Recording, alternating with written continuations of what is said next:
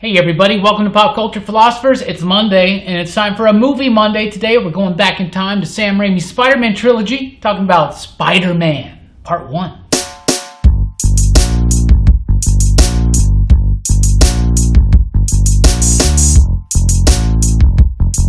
That's right, everybody. Welcome to Movie Monday. It's the show where we talk about movies, mostly comic book and nerdy type movies, things like that, new releases and such. Today we're going back in time. We're going to be talking about Spider-Man from 2002, directed by Sam Raimi, starring Tobey Maguire, Kirsten Dunst, James Franco, Willem Dafoe, a brilliant cast, and let's just be honest with each other, right? This movie was such a big deal when it came out. It was the hugest deal, and for the longest time, it was one of the best comic book movies that we ever had. I like this movie. I think it still holds up. I really do. I love... Tobey Maguire is super nerdy. He's a great Peter Parker. Spider-Man is handled very well, but the origin story is handled exceptionally well. Cliff Robertson as Uncle Ben, Rosemary Harris as Aunt May. It very much captures the feel and tone of those 60s comics from Stan Lee and Steve Ditko. I like the movie. I still think it holds up. It's not the greatest, but on the rewatch, it's not the greatest, but it still holds true for me. Jelani. By the way, I'm Rockin Robbie Billups. This is Jelani Bullard. And this is Brooks. And we're talking about this Spider-Man movie. Jelani, what do you think about Spider-Man? How's it hold up today on the rewatch? And just what your thoughts, man? Well, I love it. It still holds up for me in a lot of ways. Spider-Man, first of all, is one of my favorite comic book characters, and the fact we were getting a film that looked like it was this was before Marvel movies in general. Yes. So this is like our first foray into and this is 2000 X-Men. This is 2 years after X-Men. I mean, this is the early days. This is very new to us. We're not arguing about things on the internet at this time. Yeah. So it's crazy. I took it like a grain of salt. I was just like, hey, it's Spider-Man. I can't wait to see this. Yeah, that's a good thing. And we did this on Iron Man. So nobody protested this movie before it came out? No, it didn't. But hold on. Crappy. We didn't really talk about this a lot on the recent movie Mondays because those movies are so recent. But your initial reactions, because my initial reaction to Spider-Man was, holy crap, this movie is amazing. Your initial reaction was super strong. I remember this. I loved it. We've been friends for a long time. Yeah, we have been. I think we may have all seen this movie together, actually. Possibly. Probably. It was the first. I know you were. It was the first free comic book day. It was. Yeah. Wasn't it? It was. Yeah. Oh, May 5th, 2002. See my day. May 5th? Anyway, so back then you loved it. It holds up for you. It's gorgeous. I mean, Tobey Maguire's a great Spider-Man. The story that they paint of him is amazing. He goes from an absolute nerd to actually becoming a hero. Yeah. And it's because of a bad choice. And it's still the saddest movie of the group because Uncle Ben dies. Spoiler alert. Spoilers. But it's the saddest emotional moment for me. And I love this film because it encompasses, a hero's actual journey and how you become from a boy to a Spider-Man. Oh, man. Absolutely. Of course, Spider-Man was created by Stan Lee and Steve Ditko. How did I say Ditko there? First debuted in Amazing Fantasy number 15. That's back in 1961, a long time ago. Spider-Man instantaneously became an overnight sensation, basically, in the comic book world. Dominated pop culture ever since. Always a cartoon. Always something going on with Spider-Man. Always in the popular conscious. Speaking of always in the popular conscious, Brooks, what do you think about Spider-Man then and now? Well, I really, of course, when it first came out, I loved it. And I still really like it. I like it a lot. I think it holds up really well. And it's still really good. It's very entertaining. And it's, it's very true to the comics, In a way, it's almost too true to the comics. Yes. I get that. But, it's a great movie. And it's, it's a kid-friendly movie too, so you can watch it with your kids and not have to worry about. Yeah, but that Macy Gray, you got to watch out for her. Someone saying that. Yeah. I'm just kidding. Well, no, Macy Gray was in 2, right? No, she's in 1. She's at the little parade. She's at the parade, man. That's Macy Gray. Thank God it was Macy Gray and not Nickelback. But yeah, there's that when the end credits start rolling, that Nickelback. No offense to Nickelback fans. All right, stop. Okay, but you liked it then. And you think now that like it's still really good, but obviously it's aged. Yeah. And obviously we have had the MCU ever since. Yeah. And we've had a lot of really, really good comic book movies. We've been a little bit spoiled, right? Yeah. But it seems like the common gist here is that we loved it back then, and we still really like it today. So let's talk, first of all, Tobey Maguire. Now, we're not going to get into, like who is the best Spider-Man yet. We're going to do that in a few weeks for our Patreon supporters, so be on the lookout for that. But Tobey Maguire was cast in this movie. I was immediately down for it because I was a huge fan of his work in movies like the Wonder Boy, with Michael Douglas. The Ice Storm, the Ang Lee film. Yeah. Pleasantville. Yeah, Pleasantville. Tobey Maguire, yeah. like I thought was a great actor. I still like on the rewatch. I don't think that Tobey quite captures the physicality of Spider-Man. He's not the best Spider-Man as far as like the quips. Right. And the jokes. He's a straight and things like that. But he is a very doofy Peter Parker. He's like exceptionally doofy. I really think that Sam Raimi, and when Sam Raimi was announced to direct this film, we were Evil Dead fans. We were like, what world are we living in right now where the director of the Evil Dead is doing the Spider-Man movie, and it's not James Cameron? Because we were worried. That was very worried. Bruce Campbell cameo. Very, very worried. Yes, Yeah. right? So like we were super pumped for that. I was really pleased with the casting of Tobey Maguire. I'm still pleased with him in these movies. I think he plays the role that was written for him in those movies, for sure. He's doofy. The biggest part, I think the only way to really enjoy these Spider-Man movies today is to understand that they're based on those 60s comics. Yeah. Sam Raimi totally based these on those Ditko and Lee classics. Absolutely. So they fit well. Absolutely. They fit perfectly. What do you think about Tobey then and now? Tobey who? Toby Wong? Toby Chung? Tobey Maguire. Oh. Yeah, that guy. I think as a Spider-Man, he's okay. And he does his job to the best of his ability because he's not jokey, which is a downside. There are parts of it, though. He can be a little funny. Nice outfit. Did your boyfriend make it for you? Right, but he's funny at the expense of himself sometimes.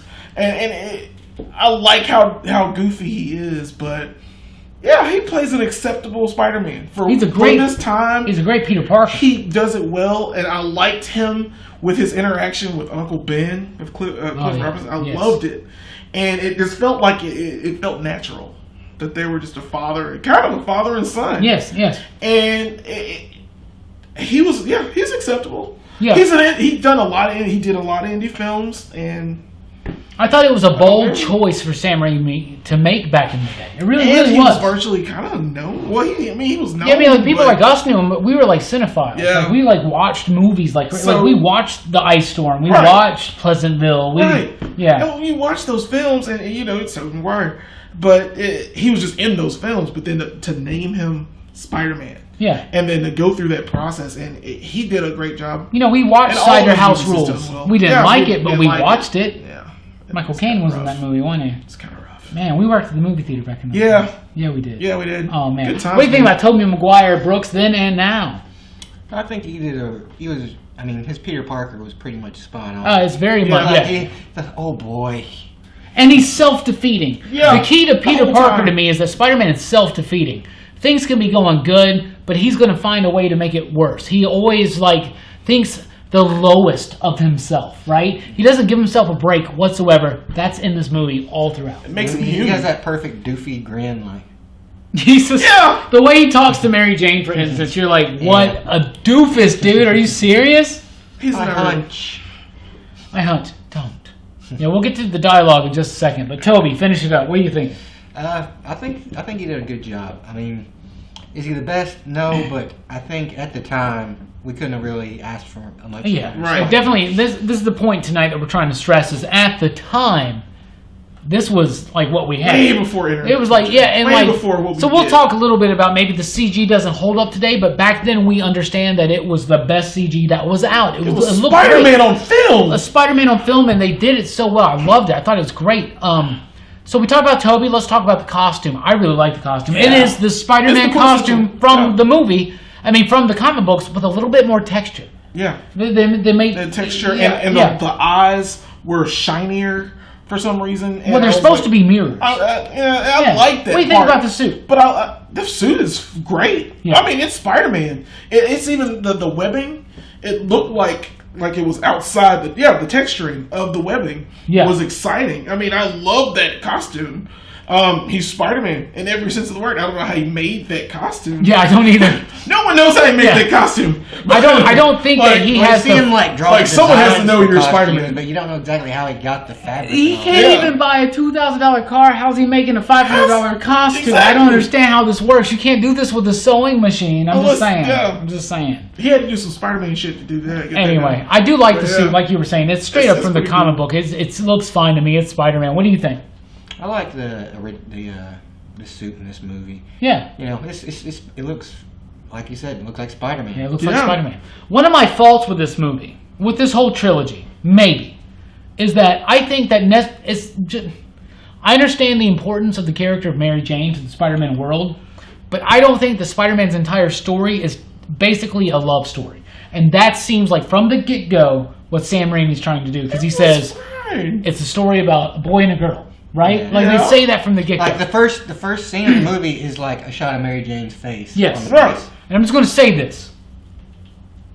I do not like Kirsten Dunst in this movie. At all. At all. I do not like her in this movie.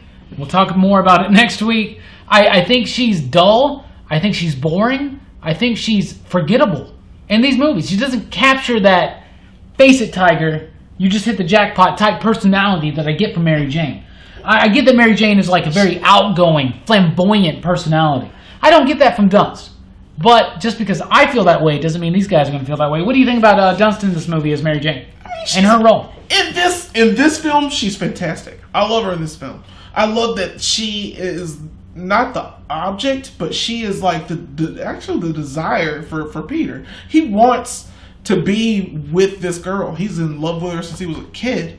So yeah, I think they went too far with that. Don't you think? Don't you think they went too far with they lived next to each other for years and just now he's talking to her? He's been friend zoned all this time and he finally made it. He's not friend zoned. He girlfriend zoned her. Anyway. So you like Dunst in this film, though? What about her performance? You like it? Yeah, she's fine. She's adequate. Now the other two movies, not really. Yeah, we'll talk about that. Yeah, but I think that Dunst does her best performance as Mary Jane in Part 3, but we'll get to that in a couple of weeks. What about you, Brooks? What do you think about Mary Jane in this movie, her role, and the portrayal by Kirsten Dunst? Kirsten. You said it right. I think she did all right. I mean, considering she's just working with what she's given in the script. Yeah, absolutely. And I think Kirsten Dunst is very, very pretty. I think she's easy on the eyes. I like her. But not as easy on the eyes as James Franco, but we'll get to that in just a minute. Whew, don't even get me started. I'm telling you, man. But yeah, she's, they really changed the personality of the character. Yes. They made her more of they gave her a little tragedy, with the father who's a real jerk and who's useless and crap. And in the comic, she's a party girl. It's like anything goes. So is Gwen. It's very like Stanley's got one type of sweet lady. It makes sense in the comic how she's so easygoing and free spirited and everything, but in this movie she seems a little less so. She's like the popular girl who is like a good soul. Yeah, but she's like, there's one thing about her is like any guy she's with that isn't Peter or Spider-Man, she's always just kind of like, even though she's dating the biggest douchebag of them all. She's dating Flash throughout this movie. Flash, Deathstroke Thompson. He's like trying to kiss her and she's just like... That's Magic Mike 2 in that movie. That's Magic Mike 2 is Flash Thompson. He's a handsome man. What's his name? Joe Michelangelo or something? What's his name? Joe Manganiello? Yeah, something like that. Oh, God. Yeah. I'm sorry, dude. It's that guy. Sorry. Yeah, he's not watching this. Don't worry. He's writing a script for Magic Mike 3, Electric Boogaloo. Anyway, so okay, all right. I get what you guys are saying. Let's talk real quick though about James Franco, because first of all, not only is James Franco super dreamy, but I think my favorite part of all three of these movies is Harry Osborn. I love James Franco as Harry Osborn. I love him in this movie. I love that Sam Raimi understood the value of the character of Harry Osborn as he's related to Mary Jane Watson and to Peter Parker and to Norman and the whole family, the whole dynamic. One of my favorite things about Spider-Man growing up was Harry Osborn. How he, after his father dies, Yeah, becomes the Goblin. He had He's like got this a- conflicted relationship with Peter. It's a very man. tragic story where he died. Yes, and we all have read, we all own Spectacular sad. Spider-Man 200, which was the death of Harry. We'll get to It that had in a hollow couple foil weeks. cover, dude. Yes, it was That foil It was cover. awesome. Oh, I love it. I still have like 3 copies of that. Really? Anyway, yes, Nice. from back then. Anyway, I loved it so much. I love that character. I think James Franco just portrayed it perfectly. I'm a huge fan of this actor. I think he does great work. He's trying to move. From the beginning when he was just the James Dean lookalike. He made these movies. He was trying to go beyond that very early on, you can tell. But I think he made the most out of this role. He's got a great role in this movie. What do you think about James Franco as Harry in this movie? He's fine. I mean, I love how he's his jealousy. I love how he For steals. Peter. I love how he steals Peter's He lines. steals- at the yeah. beginning. Yeah, like in the beginning when they're on the He field just- trip, he's like, spiders, spiders can camouflage to fit in with their environment. By the It's a way, defense mechanism. By the way, their science teacher, who's ever in charge of them on that, like the dude, he's like, Oh, yeah. let's Yeah. talk about listening. Yeah, He's the best Talk character about in the how whole we movie. listen. Yeah, right. that was You yeah. weren't paying attention But to I a single love- moment of that woman's lecture. I love James Franco in this movie because Okay. it's the rise of Tobey Maguire as Spider-Man, and then it's the fall of Harry, because like Harry was a copycat. He followed everything. He did everything. He was the rich kid who wasn't that smart. You know what I'm saying? And his father, basically, if he didn't have money, he'd pretty Yeah. much be I'm surprised he goes to public school, to be honest with Right. you. Well, he flunked out of every private that's school. right, that's right. That's he was, right. He was embarrassed to be showing up in in a Rolls Royce. Yeah, Right. didn't like being the rich kid. So the way he progresses, and he blames Spider-Man for the death of his father when he doesn't know what's happened, and we're getting to that. But I like the characterization of Franco in this movie. I really do too. Yeah. What do you think about Franco's Osborn in this movie? Osborn Oh. Jr. I don't know. I don't think he was that good, really. Not kidding. He was good. He's very charming. He's got that, he's got that smile. He's got a good smile. Yeah. He does. He does. He's got a good smile. I think he does it best in Spider-Man 3. I'm blushing right now thinking about James Franco's After he smile. loses his memory and he gets it, he really turns it on there. I think he was good in this movie too. I liked his relationship with his father Norman. Yes. Yeah. I thought that was really good. How they Tragic. did that. Yeah, because it's like his father. It's like he's not. It's like he doesn't not. It's not like they don't like each other. It's just that his father doesn't seem to see his value. Yeah. Yeah. Like he thinks he should be so much more than what he is, and he seems disappointed, and he picks up on that. Like he knows how disappointed his father is, and that just And then you add in the makes fact him that he's so resent- proud of it makes- Peter. and it makes him resentful of Peter Yeah. because his father showers Peter with praise so much in this movie. Yeah, and that's a great relationship with Norman, Harry, and Peter. So let's talk about the big daddy in this movie. That's Willem Dafoe. man. Willem Dafoe owns this movie as Norman Osborn. Say what you will about the Green Goblin costume, who cares? He was the best Norman Osborn we could ever have hoped for. Willem Dafoe nailed this movie. Loved his performance. He did a scene with himself in the mirror, and it's one of the best, most brilliant scenes by an actor in a movie I've ever seen. I love it so much. I love him in this movie. I like the costume. Yeah. I do. I like the costume. I know it looks silly when he's sitting there on the rooftop talking to Peter, but when he's on that glider moving around, I think it looks cool. I It's get what they were practical. trying to do. It's practical. It's very practical. I kind of dig it. But Willem Dafoe is awesome in this movie. Do you agree? What do you think? Yeah, man. I agree.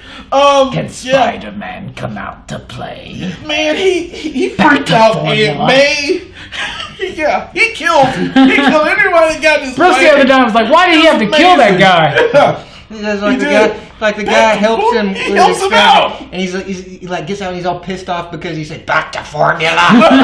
He's like, but dude, he just helps you do your thing. Because you're gonna kill people. You're gonna kill like soldiers trying to test this crap out. Oh yeah. Yeah, but This is such The a one thing great- is that Norman would totally have tested this on like 10 dudes before himself. yeah, I'm just gonna say that. But you like Norman in this movie? I love Norman in this movie. What else do I need to say? It's Yeah. like basically The he treats physicality in that role Peter. Yeah, too. the physicality of him, but how he reacts with Peter. Yes. His interaction That with Peter as Thanksgiving well. scene, dude. Yeah. How intense is that? where he finds out he's Spider-Man from like. And May slaps him on the head. Yeah.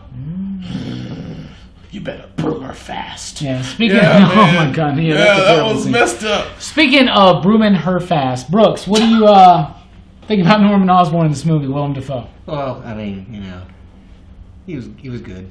Oh, shut up. Just go. But yeah, I think actually, with Willem Dafoe, like they could have just painted his face green and it would have served just as well. Oh yeah, it would have been fine. I mean, we wouldn't have cared. Like, he didn't even have to put on a costume at all.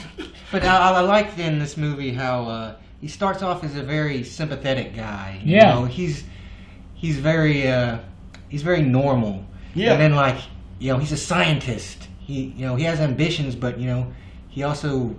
And the military is in the government. They're messing with them. They're like billions the of dude's got dollars. a personal vendetta against Norman. These corporate fucks are basically stealing his company from him. The company has his name on it, his legacy. So of course he's going to be, Atlas shrugged over here. Yep. He's going to do.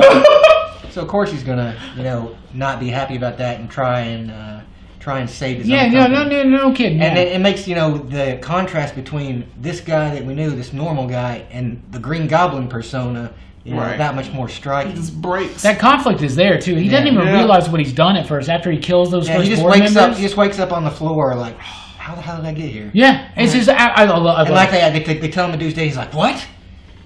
How? Yeah. I love this movie. I love the plot. I really think it's a great plot. I love how they didn't just keep him in high school. They did like a whole year. They graduated. They went to college. He had the whole roommates with Harry. Right. Harry dating Mary Jane.